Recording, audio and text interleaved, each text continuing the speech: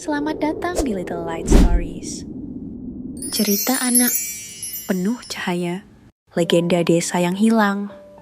Angin pagi bertiup lembut di desa Sukamaju.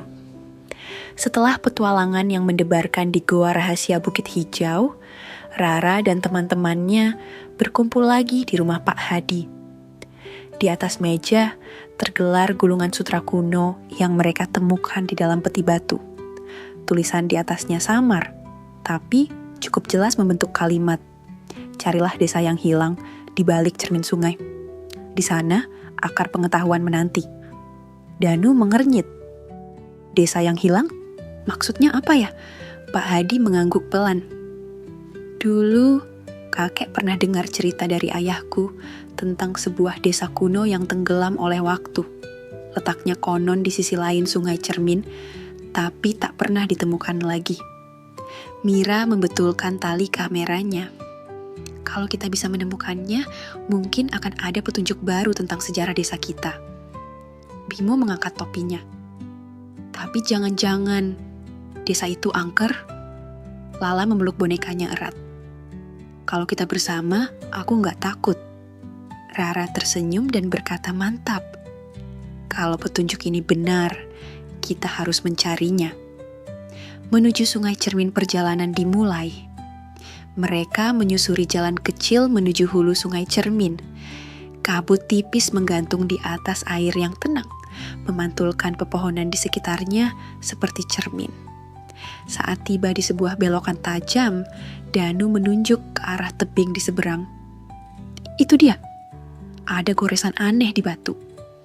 Mereka menyeberangi sungai dengan rakit bambu kecil.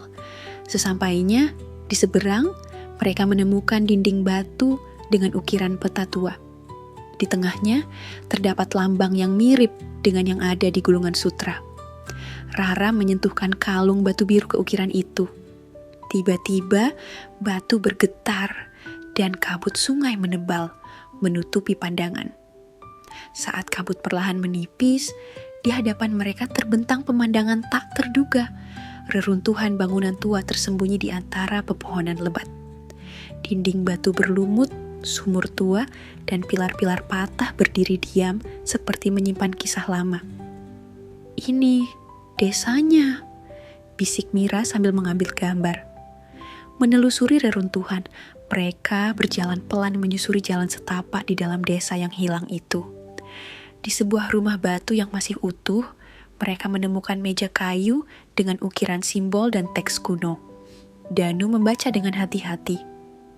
Jika kau membaca ini, maka kau telah menemukan tempat kami. Warisan kami bukan harta, melainkan pengetahuan. Arahkan hati pada kebaikan, maka cahaya akan mengikutimu. Di tengah desa, mereka menemukan sebuah pohon besar yang tumbuh di atas altar batu. Akarnya melilit patung kecil berbentuk tangan terbuka. Pak Hadi menghela napas pelan. Pohon ini dulunya tempat para tetua desa berkumpul untuk musyawarah. Rara mengelus akar pohon itu, lalu berkata, kita harus menjaga tempat ini, jangan sampai hilang untuk kedua kalinya. Mereka membersihkan altar dan menyalakan pelita kecil dari sisa-sisa minyak yang mereka bawa. Di bawah cahaya temaram, ukiran baru tampak di patung. Lanjutkan warisan ini, bawa kembali cahaya ke tempat asalnya. Saat mereka meninggalkan desa itu, kabut turun kembali. Tapi kali ini, mereka membawa ingatan yang tidak akan hilang. Rara menggenggam erat gulungan sutra dan kalung batu biru. Kesimpulan, di episode ini, Rara dan teman-temannya menemukan bahwa tidak semua warisan berupa benda. Pengetahuan, nilai-nilai luhur, dan tempat-tempat bersejarah adalah bagian penting dari jati diri suatu desa. Mereka belajar bahwa menjaga pengetahuan berarti menjaga masa depan. Di kejauhan, suara air sungai berbisik seolah mengucapkan terima kasih karena rahasia itu telah ditemukan kembali. Namun misteri belum usai, karena saat mereka kembali, bayangan samar muncul di permukaan sungai Cermin, seolah seseorang sedang menunggu di sisi lain. Jangan lupa like, comment, dan subscribe ya, agar lebih semangat membuat cerita-cerita yang lebih menarik.